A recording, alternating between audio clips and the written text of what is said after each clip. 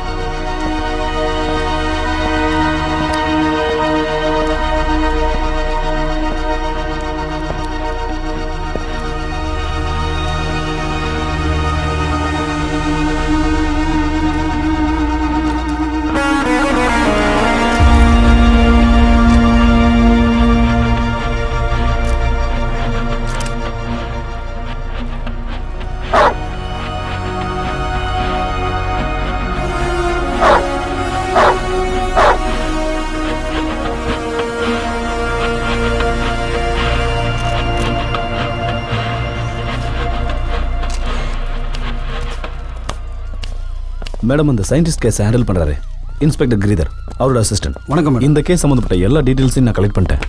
நீங்கள் ஏதாவது கேட்கறதுக்கு இருந்தா தேவைப்படும் போது கூப்பிடுறேன். நீங்கள் போங்க. Okay sir.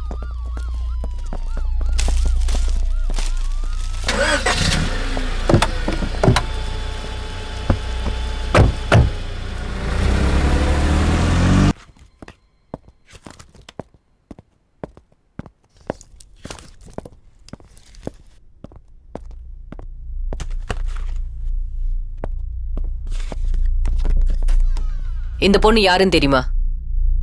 தெரியும் மேடம். எப்படி தெரியும்?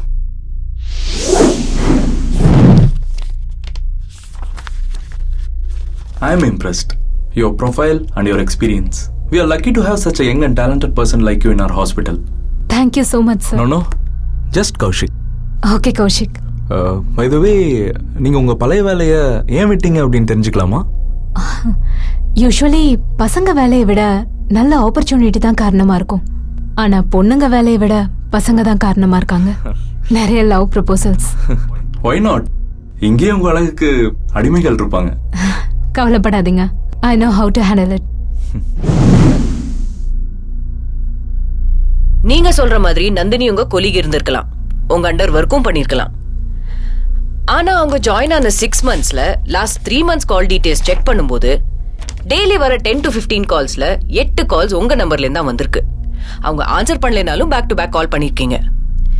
இன்ஃபேக்ட் அவங்க சாகிறதுக்கு முன்னாடி அவங்களுக்கு லாஸ்ட் கால் வந்தது உங்க நம்பர்ல இருந்தா. நான் நந்தினியை பார்த்த முத நாளே எனக்கு அவங்கள பிடிச்சி போச்சு.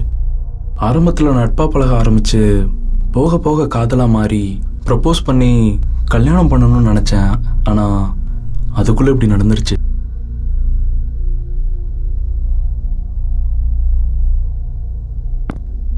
Madam, sorry to disturb. Nandini வீட்டு சிசிடிவி ஃபுட்டேஜ் வந்திருக்கு. வரேன்.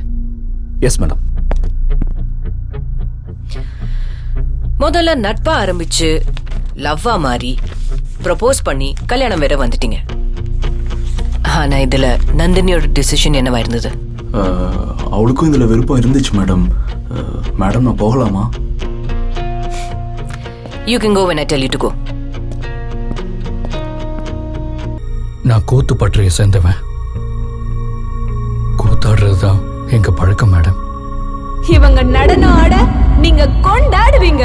இவங்க அபிநயத்தை பார்த்தா நீங்க பிரம்மை படைவீங்க. யார் இந்த பசங்க? அர்ஜுன் நாடக மையம் பலத்த கரகோஷத்தோட வரவேற்போம்.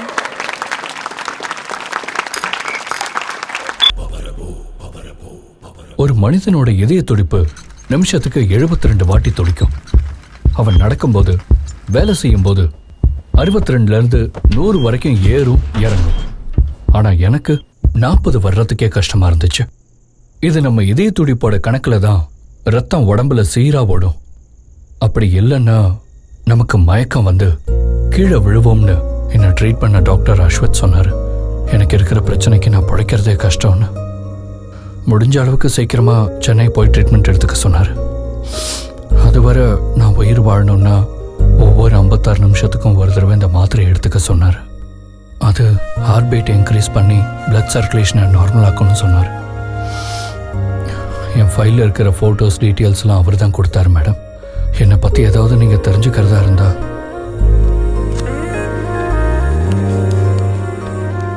இது என்ன ட்ரீட் பண்ண டாக்டர் அஸ்வத்தோட விசிட்டிங் கார்டு.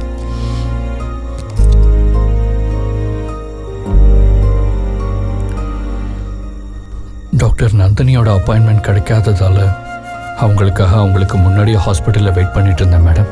அப்பாயின்மெண்ட் இல்லாததால அந்த நாள் முழுக்க அவங்களுக்காக வெயிட் பண்ண வேண்டியதாக போச்சு. ஆனால் அவங்க கேரே பண்ணாமல் கிளம்பி போயிட்டாங்க. இந்த ஹியூமன் எக்ஸ்பெரிமெண்ட்டுக்காக இந்த கிராமத்தையே செலக்ட் பண்ணாங்க. அப்புறம் அர்ஜுனையே டார்கெட் பண்ணாங்க. It's just a coincidence Priya. இந்த இடம் தான் எல்லாத்துக்கும் வசதியா இருக்கும். அர்ஜுன் பக்கத்து கிராமமா இருக்கலாம். So I think all this connected. I'm confused, doctor. Let me clear Priya. முதல்ல இந்த எக்ஸ்பெரிமெண்ட் நடந்தது ஃபாரின்ல. லேட்டர் இந்தியாவில் இந்தியன்ஸை டார்கெட் பண்ணி இங்க இருக்கிற ரிமோட் ஏரியாவை சூஸ் பண்ணி பொலிட்டிக்கல் சப்போர்ட்டை யூஸ் பண்ணி சுத்தி இருக்கிற ஆல்மோஸ்ட் பாவப்பட்ட மக்களை மெடிக்கல் கேம்பெனி ஏமாத்தி மெடிக்கல் எக்ஸ்பெரிமெண்ட் பண்ணியிருக்காங்க. இதே மாதிரி மத்திய பிரதேஷ், மகாராஷ்டிரா, ராஜஸ்தான், கர்நாடகா, ஆந்திர பிரதேஷ், ஹிமாச்சல் பிரதேஷ்ல எக்ஸ்பெரிமெண்ட் நடந்திருக்கு. தமிழ்நாட்டுல 2 பிளேஸ் செலக்ட் பண்ணிருக்காங்க. அர்ஜுனும் இந்த ஊரா? இந்த ஊரான்னு தெரியல. If I take a guess, experiment பண்ண இடத்துல இருந்து டிஸ்டன்ஸ் கால்குலேட் பண்ணா அவன் இந்த ஊரா இருக்கலாம். அர்ஜுனா உங்களுக்கு எப்படி தெரியும்?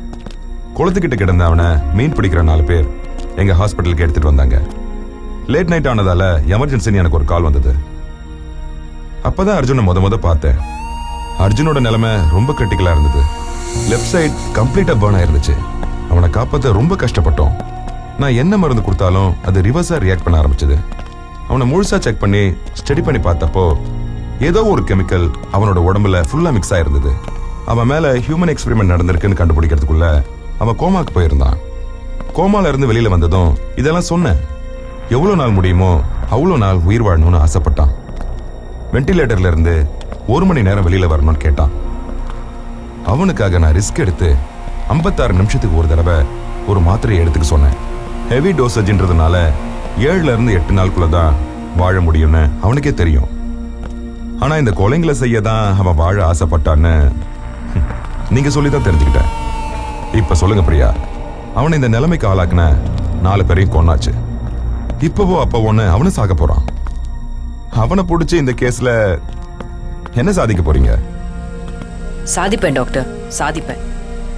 அர்ஜுனை பிடிச்சு அன்னைக்கு ஸ்கைப்ல இந்த ஹியூமன் எக்ஸ்பெரிமெண்ட்டை இன்ஸ்ட்ரக்ட் பண்ணிட்டு எங்கேயோ சந்தோஷமா இருக்கிறவனை உலகத்துக்கே அடையாளம் காட்டுவேன்.